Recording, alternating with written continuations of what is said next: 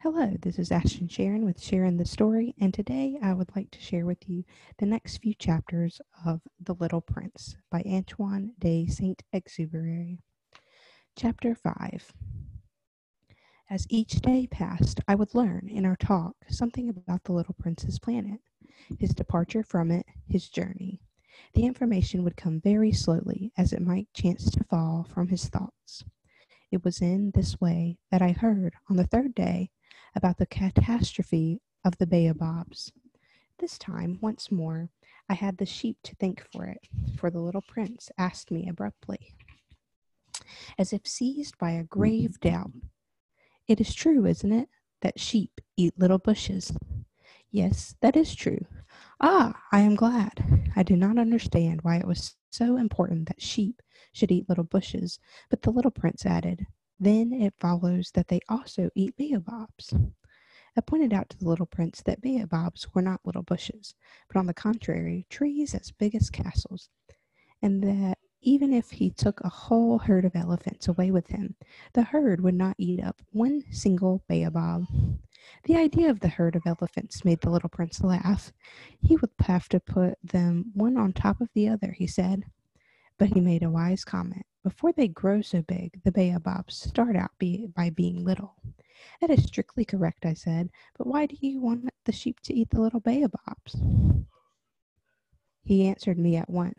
"Oh, come, come," as if he were speaking of something that was self-evident, and I was obliged to make a great mental effort to solve this problem without any assistance.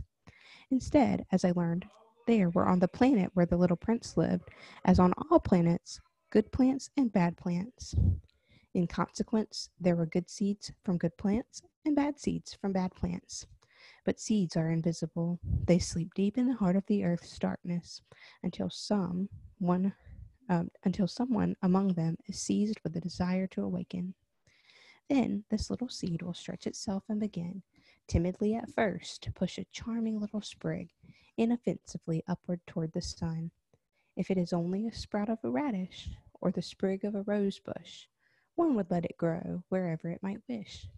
But when it is a bad plant, one must destroy it as soon as possible, the very first instant that one recognizes it.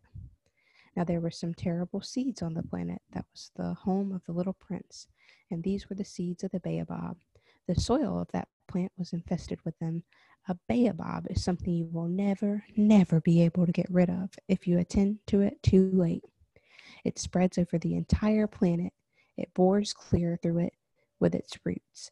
And if the planet is too small and the baobabs are too many, they split it into pieces. "It is a question of discipline," the little prince said to me later on. "When you've finished your own toilet in the morning, then it is time to attend to the toilet of your planet. Just so, with the greatest of care, you must see to it that you pull up regularly all the baobabs at the very first moment when they can be distinguished from the rose bushes, which they resemble so closely in their earliest youth. It is very tedious work," the little prince added, "but very easy." And one day he said to me, "You ought to make a beautiful drawing so that the children where you live can see how all this is. That would be very useful to them if they were to travel some day.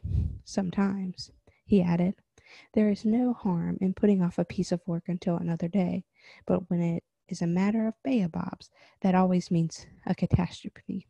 I knew a planet that was inhabited by a lazy man. He neglected 3 little bushes. So as the little prince described it to me, I have made a drawing of that planet.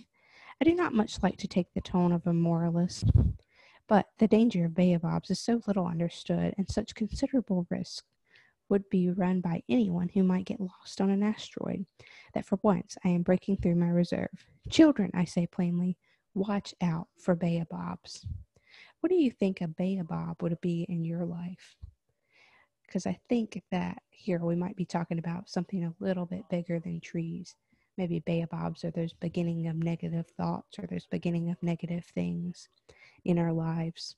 And it's funny that they say that you first need to take care of the things in your own toilet and then the toilet of your planet. And so we take care of those things that are in us first, those bad things, and get rid of them early, or the bad things later in our planet and try and take care of those.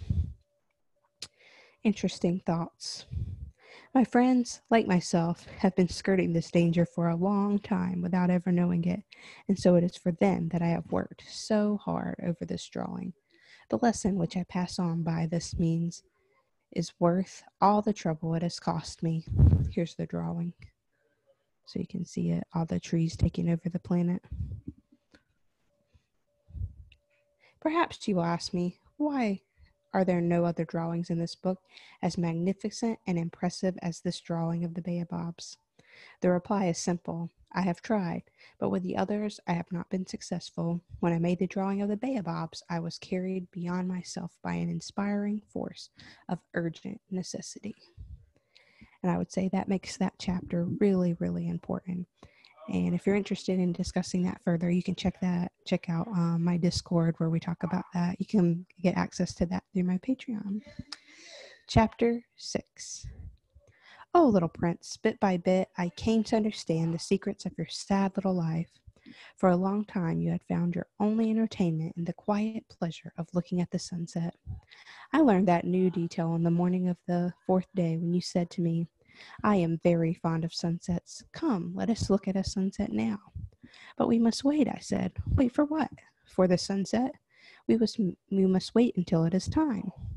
At first you seemed to be very much surprised, and then you laughed to yourself. You said to me, I am always thinking that I am at home. Just so everybody knows that when it is noon in the United States, the sun is setting over France. If you could fly to France in 1 minute, you could go straight into the sunset right from noon. Unfortunately, France is too far away for that. But on your tiny planet, my little prince, all you need to do is move your chair a few steps. You can see the day end and the twilight falling whenever you like. One day, you said to me, I saw the sunset 44 times. And a little later you added, you know, one loves the sunset when one is so sad. Were you so sad then, I asked, on the day of the 44 sunsets?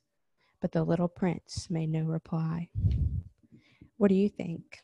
Do you think that that was a day that the little prince might have been sad? Will we find out some other time? He didn't make any reply. What's your reply? Today we did chapters 5 and 6, and we'll do more on the next time that I am able to be with you. I hope you enjoyed our reading today. This is Ashton Sharon with Sharing the Story. Thanks.